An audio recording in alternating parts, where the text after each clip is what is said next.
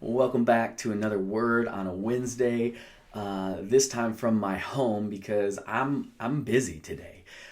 So let me just ask this question: how many of you could describe your life with the word busy? Anybody? Now, I bet if I would have asked this question about 3 weeks ago, many of you could describe your life with the word busy. Most of us would have answered, "Yep, that's me. I'm busy. I'm always busy." Now, for most of us, maybe right now, that's not the answer we would say. For some, though, maybe you find yourself to be more busy than you were before all of this corona craziness, or maybe just now you're busy in a different way. Sometimes we get busy doing good things, though. Like sometimes we get distracted by all the things in our life that we can lose sight of what really matters most, though. And it can be a good thing, but it's still a distracting thing. And I want to just say that there may be something really good that we're all being forced to do in this strange season of quarantine that we find ourselves in. For most of us, I bet that we're having to slow down. Most of us are finding we have more time in the day than we remembered or than we really realized. Most of us are in a great position to refocus on what really matters. And what if we just leaned into this?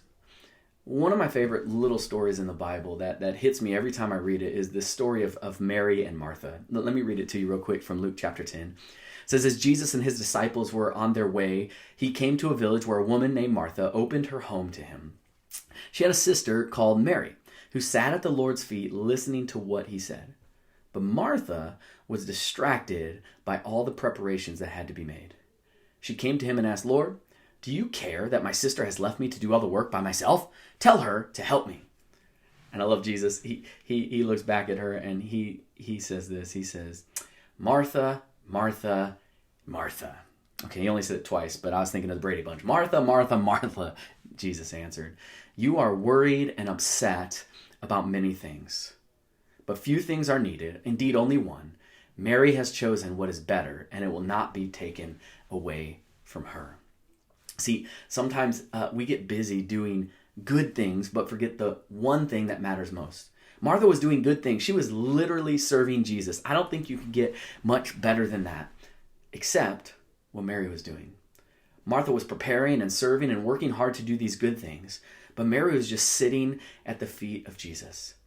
And sometimes we get busy doing stuff, even good stuff, good things, but we neglect that one thing that really matters and that we really need the most. Sometimes we need to just sit at the feet of Jesus. Sometimes we need to just be alone with Jesus. Sometimes we need to quiet our busyness and rest in the presence of God. And I don't think it means we neglect serving and doing things altogether. However, we can't minister well to others when we aren't taking the time to minister to ourselves. And I think as Christians, we need to be hard workers. We need to help and serve people well. We need to spend time doing good things. But more than any of that, we need to make sure we're spending time with Jesus. We're growing in our love for him, and we're growing in our understanding of who he is, and growing in our walk with him in this journey we call life. I think of it this way. Our personal ministry, meaning the time we spend on ourselves, has a major impact on our public ministry, which would be the time that we spend impacting others. So don't neglect the most important thing in life, time with God. Just sitting at the feet of Jesus. Now, we literally can't do that like Mary did and what Mary was able to do, but we can find moments in our day just to sit still, just to be still, and just to listen. Prayer is normally a time that we think about how we go to God with all our requests. And prayer needs to be that at times. That's okay. That's not a bad thing. Prayer is about casting all our cares on God because he cares about us. But sometimes our prayer time needs to look more like what Mary was doing. Sitting at the metaphorical feet of Jesus. Listening to him and focusing on him and his love for you and his grace for you and his mercy for you. So my challenge to you this week is find a time every day this week just to sit at the feet of Jesus. I would suggest to sit down on the ground just so you can kind of put your mind on the fact that you're trying to sit at the feet of Jesus just like Mary did. And this can help you think about that if you can. And just be still. And as you get distracted, just say this: Jesus, I'm here to hear from you. Just, Jesus, I'm here to hear from you. And you don't have to sit for hours. You can start short and just a little bit of time where you just sit, not trying to ask God for anything, but just being there, giving him space to speak into your heart. Now, my guess is you probably won't hear some audible voice, But just rest there thinking about the love that Jesus has for you, the grace that he has for you, the mercy he has for you.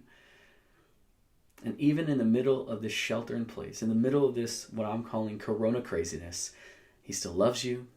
He still died for you. He's still with you. Just take the time this week to be still and sit with him.